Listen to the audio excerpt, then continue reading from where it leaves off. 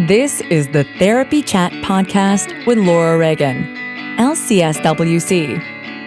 The information shared in this podcast is not a substitute for seeking help from a licensed mental health professional.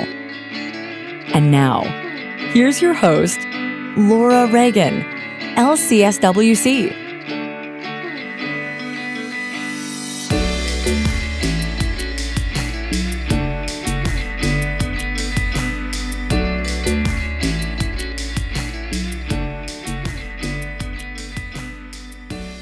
Hi, welcome back to Therapy Chat. I'm your host, Laura Reagan, and today I'm so excited to be joined by Lisa Dion. Lisa, thank you so much for being my guest today. Thank you so much for the invitation, Laura. Appreciate being here. You're welcome. And I had heard of Synergetic Play Therapy. I was following you on social media, but I really didn't know you. I'd heard more of the concept. And but in London last year, I heard you speak and I was like, oh, yeah. Everything you were saying, I was like, I got to ask her if she'll come on my show. So I'm so grateful that we're making it happen now. And I know our audience is going to really be fascinated by what you're sharing. Awesome. And what we wanted to talk about today is kind of like some of the things that people are talking about a lot on social media and talking about a lot in our kind of public discourse of struggles with attention, focus, memory. And we're going to really like unpack that and see what are some of the things that could be at play when we're having those challenges. But before we get into it, will you just start off by telling our audience a little bit more about who you are and what you do? Sure. So obviously, my name's Lisa Dion. I'm the creator of Synergetic Play Therapy. So for those that are not familiar, it's a model of play therapy in the therapy world, which if that's not familiar also to individuals listening, it's a way to support kids in their healing process. What's also really lovely about Synergetic Play Therapy is that the philosophy or the principles are also applicable to adults. And so it's not just solely for kids per se. I'm also the president and the founder of the Synergetic Play Therapy Institute. And this is what I love to do. I love to teach, train. We train therapists and clinicians, parents around the world on how to understand what's up, right? What's up in kids' bodies? What's up in our bodies? What's happening? Mm-hmm. My favorite thing is in the space between, what's going on between two people. It's my favorite thing to talk about. And then I'm also a mama with a daughter who is about to go off to college in a couple months, which is like blowing my own mind as a parent at the moment. So, yes. Wow. Thank you for naming that. I would say I had like, you know how Brene Brown talks about like breakdown crossed out and it says like spiritual awakening. I had that kind of experience when my oldest child went to college. And even though I was very I thought I was mentally prepared for it being an emotionally impactful experience for me based on my attachment history, it still blew my world apart and I had like a health breakdown and everything. So, it's not to say that would happen to you, but it's just like, it's such a significant life milestone for the child, but for the parents, caregivers too. And to weave it into our conversation, my attention's going to start going in other places. My attention's not going to be on parenting. In the same way. So my energy is going to shift. My focus is going to shift. My attention's going to shift. And how, I guess those are the questions that are being revealed, just what's next. But yes, as it unfolds. Yes. Yeah. Well, it's interesting too, because it's one of the few kind of life milestones or important life rituals that we still in Western culture still pay attention to, that, kind of 18-year-old leaving the nest idea. It's not always for college, but in some way that individuation and separation from family of origin is an important part of like our life journey. And usually we gloss over those things. And especially with going to college, it's like something where we tend to focus on, well, what college are they going to? Did they get a scholarship? Are they going to play sports? Are they going to be in a sorority, fraternity? Those kinds of things. And the academic achievement and the parents' pride or fears, concerns, will they be okay? That was me. But, but the emotional parts of it and the whole experience is often overlooked. So I think that's a metaphor for everything we're talking about too, the ways that our culture just kind of glosses over a lot of what's going on underneath. And like you said, in the space between two and, groups. So I feel like I just want to ask you, before I ask you to go into what we're talking about a little more, can you tell us what synergetic means? Oh, because it has for me some kind of a like visceral meaning that I don't know. Yeah. I love that you just said that because when I teach my introduction courses, it's the very first question is, what do you think it means? And the go-to is, I don't really cognitively know, but I have a feeling about what it actually means. Which I love that. Good. I'm on the right track. It's actually a physics word, which is funny to bring a physics word into the realm of therapy. But it means systems in transformation. And what it talks about is two systems coming together to create something, to create a synergy that allows for a transformation that neither could have done on their own. And what I love and so appreciate about that felt sense is it implies that both systems transform. So in Synergetic Play Therapy, we make space and we talk a lot about the transformation of the therapist in addition to the client. And I love that because there's so much permission that we get to be on a journey alongside and that we're deeply impacted and that we're growing up too alongside in the process. And we're shifting. So it's systems in transformation. And yes, there's a real feeling about that, which love that. I know. Yes. Yeah. And for me, what I picked up is like, I'm not in any way someone who could talk about physics other than like, I understand there's gravity. Like I've never learned anything about physics ever. I've never taken a physics class. So oftentimes those concepts seem to just go right over my head. But like there's, words that come up for me when I hear synergetic is synergy, which is like, some kind of alignment and energy, of course.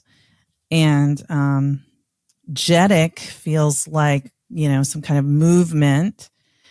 Like synergistic feels like, together. So those are the things that come up for me. You got it. That's the beautiful encapsulation of the right brain part of it. And then the left brain says systems and transformation. Yes. Oh, that's so cool. I love it. I knew I was drawn to it for some reason, but I couldn't quite put my finger on it. So thanks, because that was like sticking for me. And I was like, but what I need to know. My left brain wanted to know. There you go. Yeah. So, so speaking about attention, we're hearing so many people recently. It feels like to me, I'll say it's been a thing as long as I've been a therapist. But recently I really hear a lot of people speaking very concretely. I have ADHD, my ADHD brain. And I love the permission to just, own a difference in the way one's brain is receiving and processing information, of course. And I'm curious if you can share from your perspective, how do you look at that when you hear someone say, I have ADHD, symptoms. What do you see as like what could be happening there? Yeah. You're very neuroscience based. Yeah. So as we get into this conversation, I think it's important that listeners hear that what I'm not saying is that ADD or ADHD isn't a thing. Of course, it's a thing. And yes, it even can be measured in the brain. Yes. I think this conversation needs to be the and, right? Yes, and. What are some of the possible contributors to that? So that's what I want to talk about. What are possible contributors beyond, in some cases, genetics? Okay, so we're going to sort of go, yep, yes, absolutely. And let's talk about the things that we don't normally talk about. And so my invitation is, as we consider our own thoughts about ADD or ADHD, maybe we identify as, or maybe we have clients that do, or however it is, how much are we thinking about the and, right, and the other? So a couple things. Let's just talk about trauma for a second. Trauma, the way that it is stored in someone's body, can look like so many things. So trauma in its expression can look like everything from states of dysregulation, activation, so levels of anxiety, levels of depression, et cetera, irritability, all of those things that we're familiar with. But it can also look like sensory processing struggles. So it can also lead to sensory sensitivities, auditory processing struggles, kinesthetic processing struggles. But it can also look like attention struggles. So sometimes what's labeled as ADD or ADHD is actually a trauma response. That's very possible. But also what sometimes is labeled as ADD or ADHD can also be a sensory response. I personally would say that all sensory struggles have a trauma component, and I'll say why I'm saying that. As we move through the world and our sensory system is bombarded, that's registered as too much auditory, too much this, too much that. And so according to the biology says that feels traumatic in my system. So sensory and trauma go hand in hand, even if we're not talking about something did something to someone, or someone was in a car accident, or, that kind of a thing. But just the nature of moving through the world, being with sensory sensitivities can feel traumatic, and can also sometimes be misunderstood as ADD or ADHD. So I'll just pause there, but those are two. Trauma and sensory are often confused with. Thank you. And I want to just add to what you said. For people who are listening, when we say the word trauma, people often think that's synonymous with abuse. Right. But traumas can be many things where no one had any intention of harming anyone, and they're still received to the body as trauma. And a simple example of that would be like a surgery. It's just surgery. Yeah, but your body is receiving that as a trauma. And even if it's to help, save your life, all of those things, that doesn't like dismiss or disregard that it can be a traumatic experience to the body. I was even going to add birth trauma. Oh, yeah. Right? The experience for many people coming into the world is there's a trauma to the body in some way that can then set up the sensory system, that can lead to patterns that can, and to your point, there's no right or wrong about that. There's not someone did something. It's the experience of being human, and we have many experiences through life of being human where something has felt challenging to our bodies in some way, or something has felt overwhelming and we weren't able to process it or integrate it, and it lands in our system as a stuck pattern, if you will. Okay, so there's another word that you brought up that I would love to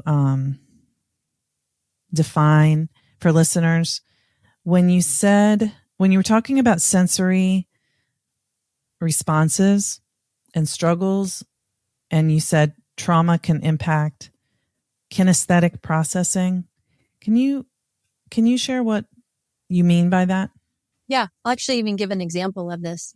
Okay. So I had a young client who in his school would often get in trouble because he would wander around the classroom, sort of touching everything, seemingly not paying attention, running his hands on everything. And the teacher really felt like, oh, this kid has attention deficit issues, right? We're constantly doing this.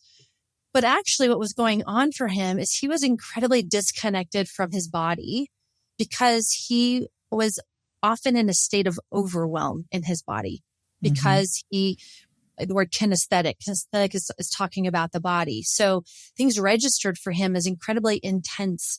And so why would he want to be in his body? I mean, I just think that's an important thing, right? If something's intense why would you want to spend time there?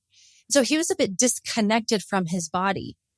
And the most brilliant strategy that he had was to go around the room and touch things, because in the act of touching, it oriented him actually gently into his body. It actually provided him an opportunity to have a sense of, here I am, here I am, here I am, here I am, here I am, here I am. So it was actually an orienting response because he was disconnected. It wasn't actually ADD. It was a brilliant strategy that he had to help him attempt to be in his body. And that's just an example of, these things that can seem like we're not focused or paying attention. They're brilliant strategies. And I'm going to get into, there's another piece that I want to share about what can look like ADD or ADHD, but just back into the body does what the body needs to do. And sometimes that looks like hyperactivity issues. It looks like attention issues, et cetera, et cetera. Right. But it becomes a problem because the need is in the classroom for the child to sit in their seat, be quiet, and don't be wandering around. It wouldn't be a problem if the child was able to just be exploring their environment in a way that was orienting them. They'd be able to stay in their body more, Well, exactly. Or so I didn't mention this. So in addition to the Synergetic Play Therapy Institute, we also have our sister institute, which is the Synergetic Education Institute, which is everything we're talking about, but in the classrooms. So to your point, yes, educating a teacher on what that's about and then helping co-create really wonderful strategies so the child gets to be themselves. Maybe it's the child gets to have things in their hand. Maybe the child's seat is in the back and the child gets full permission to stand up and move. Maybe the child gets permission to sit on a yoga ball. Heck, maybe all the kids get permission to stand up and move and put something in their hands. I'm an advocate for that, actually.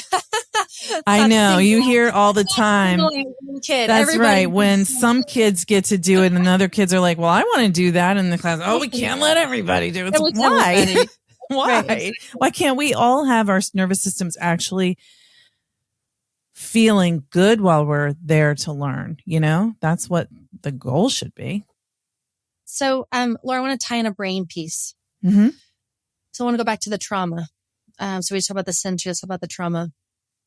If my system is walking through the world in a hypervigilant way because I am oriented to danger, I just don't feel safe in the world. I don't feel safe in my body. And so therefore I'm walking around the world, anxious.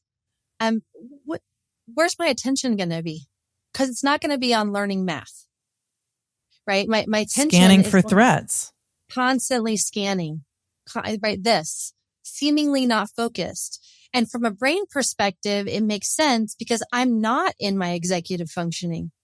I'm smack dab down into lower centers of my brain where my highest priority is just trying a way to feel safe in the moment.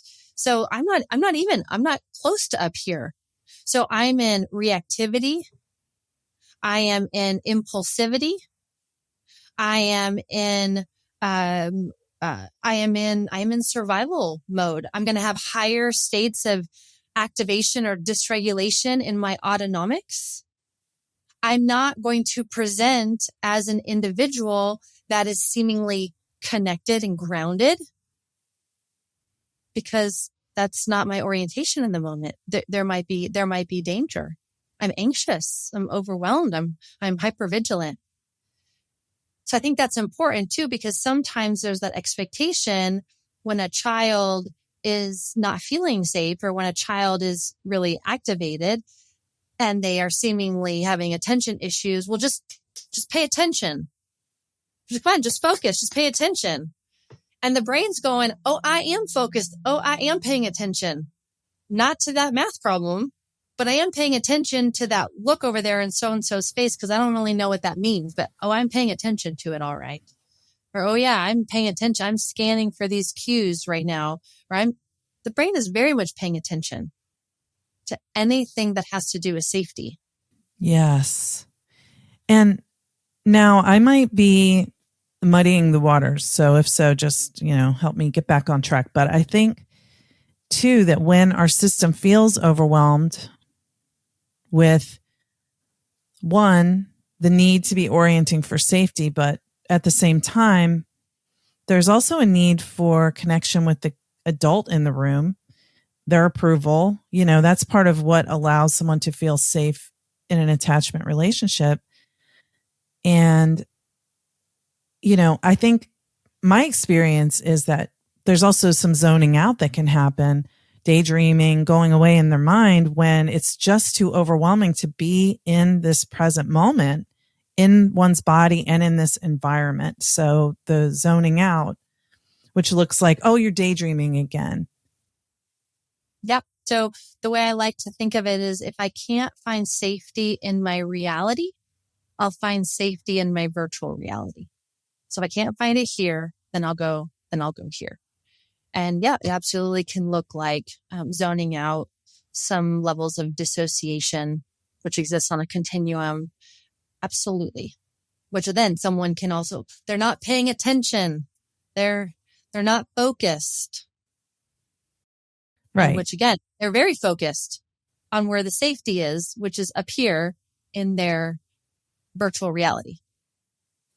Right. Okay. So I don't want to derail you too much from going into, the causes of trouble with focus. So, I'm always comfortable talking about the attachment and trauma parts. So I'm always ready to bring it back to that anytime we need to. Yeah. Well, I want to add in one that may be sort of the most unfamiliar of all of them. And I actually think it's the most prevalent of all of them. And it has to do with, we'll call it our highest values and priorities. So what does that mean? These are the things that bring us meaning. So we're all driven by things in our life that feel deeply, deeply meaningful to us. It's the things that we love doing, the things that we love talking about. It's how we love spending our time, what we love to learn, what we love to study, et cetera, et cetera, et cetera, right? What we love to do. Well, kids, for example, are no different. We might have a kid that is absolutely in love with cars. We might have another kid that's like, horses are their jam. Another one, I'm going to be an astronaut when I grow up, right? So we see this in kids. We all have it as adults as well. Well, when we are not engaged in things that are meaningful for us, we automatically drop back down into lower centers of the brain. Mm. So I want to give an example that I think everyone can probably relate with. We've all been to a conference of some kind or a training of some kind where the presenter was talking about something and you are registering the experience as absolute boredom, right? And the presenter actually may be a phenomenal presenter, but the topic is just not meaningful. And then all of a sudden, and I love looking at this at conferences when this happens, because I look around the room and, we got people that are like doing this, or we got the side conversations that are happening, or we've got the pens going, on the face, or we got the twirlies going on and we're biting our lips. We're, and if you look around the room, it looks like a bunch of people that have attention issues. But maybe there's that person in the front row that's like this, just completely mesmerized. And the question at hand is why? And it has everything to do with meaning. So I think that's important for all of us to understand that when we are asked to engage in something or to do something that feels of low value or low priority, every single person has attention issues. Every single person has retention of information issues. Every single person has focus issues. It's interesting when you actually look at what are the strategies for ADD and ADHD. If you actually look at what the strategies are, it's all about linking low priority things to things that are meaningful, which is really interesting because it's trying to get this person inspired into an area or a focus that naturally brings their executive center online, because we are naturally up here. We're naturally engaged in our highest level of thinking and thought process when we're doing something that we love. Our capacity for challenge is greater. Our window of tolerance is greater. Our autonomics line up easier when we're doing that. And so sometimes what we see in a situation where someone feels like, oh my gosh, I have ADD or I have ADHD, is actually, I am uninspired. Or I'm being asked to participate in something. I can't figure out the meaning in it. I don't love what I'm doing. I don't love this task. I don't love my job. or an aspect of my job. And so the autonomics do what the autonomics do. I see this so much with kids at school that get labeled ADD or ADHD. And what I actually see is that there is a clash a clash between what's meaningful for the child and the task at hand. So this child who loves sports, super high executive functioning going on in sports, is sitting in reading, and they hate to read. And they cannot finish this reading to save their life. And then all of a sudden, oh my gosh, we have attention issues. Versus, you know what? We got to work on reading. Oh, but you love football? Sweet. You know what? We're going to concentrate all your reading around football so that your reading matches the thing that is most inspiring to you. And what do you see? You all of a sudden see a higher level of engagement, a higher level of focus, because it lands as interesting to the child. The adults are absolutely no different. I want to share a sort of zoom out here.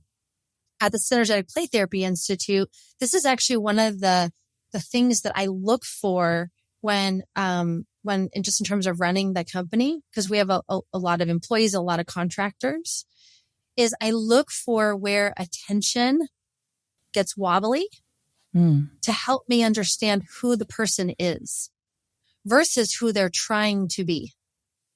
Because if I keep having to remind somebody to do something, or I keep getting the hit of, oh my gosh, their attention, they lose focus, they're so scattered, that my very first go-to is, what am I missing about what's most inspiring to this individual?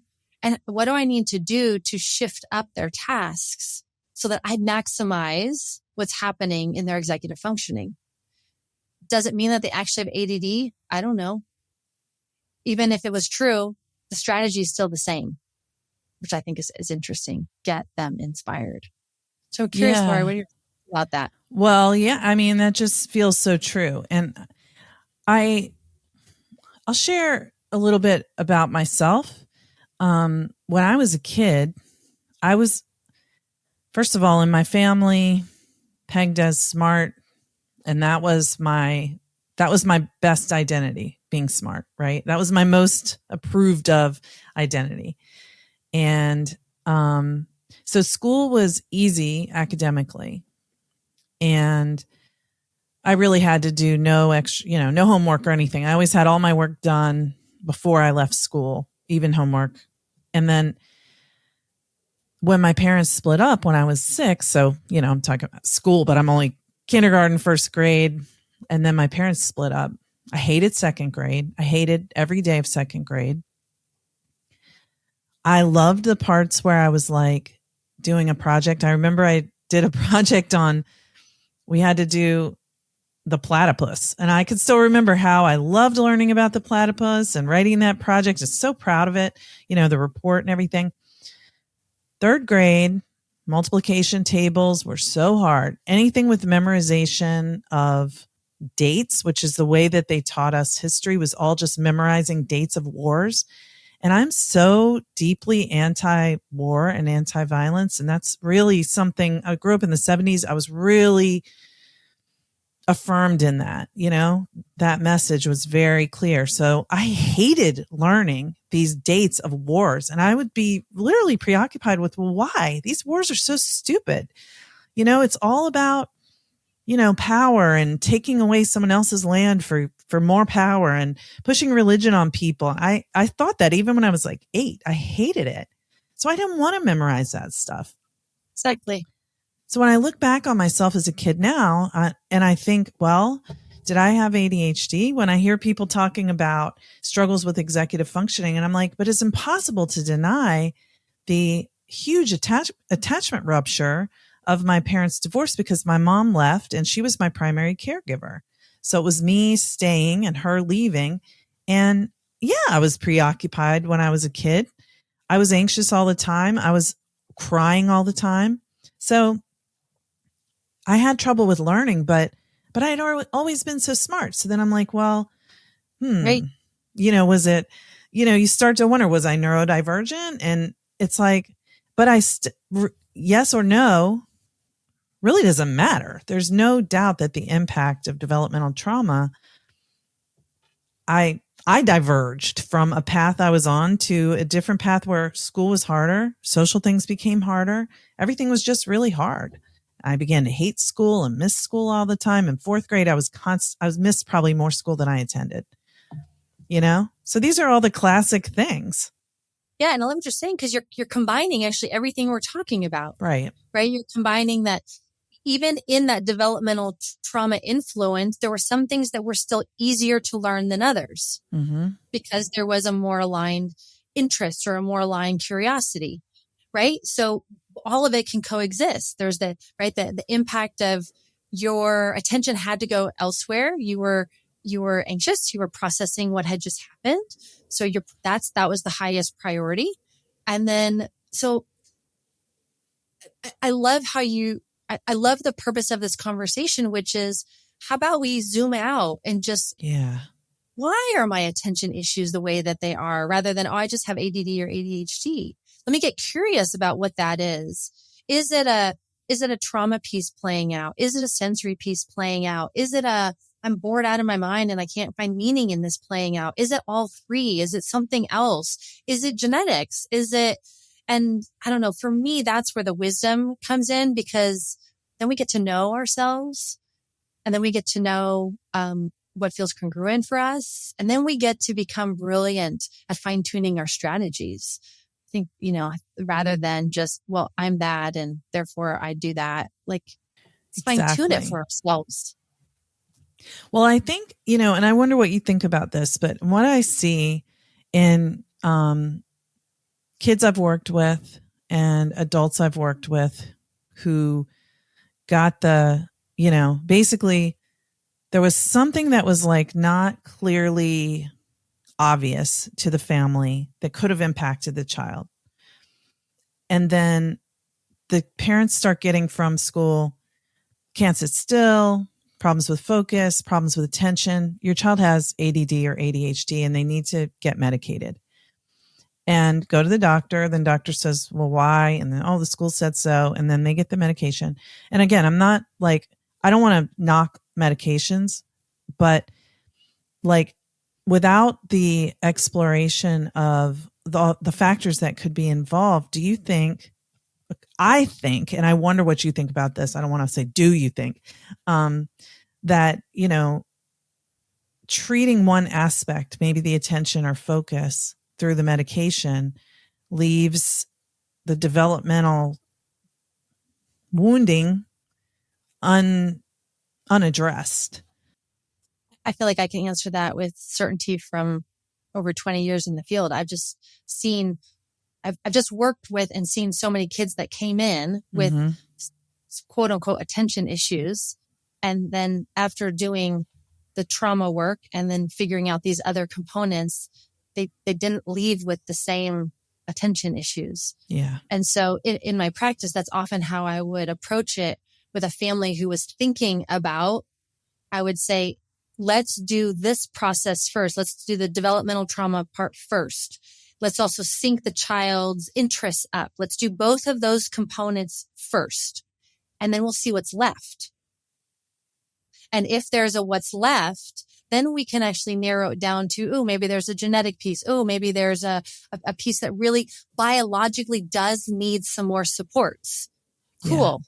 And then we go in and we add those needed supports because that's what we know we're working with. But if we don't know, there's too many possibilities of what could be contributing. That's my take on it. Yes. Well, thank you. That's what I believe too. And I think kind of what was standing out while you were describing let's look at the big picture, is when we rush to assume one answer that has and this is our Western way of doing things. Let's find the answer, and what's the solution to the answer? Fix it. So, problem, attention and focus, answer, ADHD or ADD, solution, medication, and then it just leaves out so many other aspects of what could be going on. It's like jumping to conclusions before really doing a full exploration. Agreed. Well, I wish I had more time to talk with you because you are, first of all, you are a wealth of knowledge about children and adults and brains and the space between us. And every time I'm around you, which is in London and here so far, my brain gets really fired up with a lot of excitement and curiosity. And I really would love to I guess I'll just have to do some trainings through your institute so I can learn more myself. Come hang out. So where can people find all the wonderful things that you do? So, synergeticplaytherapy.com for all things related to play therapy, trainings, all of that. And then I do a lot of presentations also for adults and for companies and those pieces. And I can be found there at lisa-dion.com. Beautiful. And then all the social media places. I also have my podcast, Lessons from the Playroom podcast. So, and then I've got my book, Aggression in Play Therapy, a neurobiological approach for integrating extremes. Cause I got to have a fun tagline on there. So I've got the book in there also. Yeah. And are those both available on lisadion.com, lisa-dion.com? Yeah. All of it's available on either site. Synergeticplaytherapy.com is probably the go-to. Okay. Wonderful. I'll include both links in the show notes. Just want to be sure people know what to find where. Lisa, thank you so much for sharing a tiny sliver of your knowledge and wisdom with us today on Therapy Chat. Thank you, Laura. And just enjoyed being with you and very much enjoyed this conversation. Thank you. Me too. Thank you for listening to Therapy Chat with your host, Laura Reagan, lcsw-c.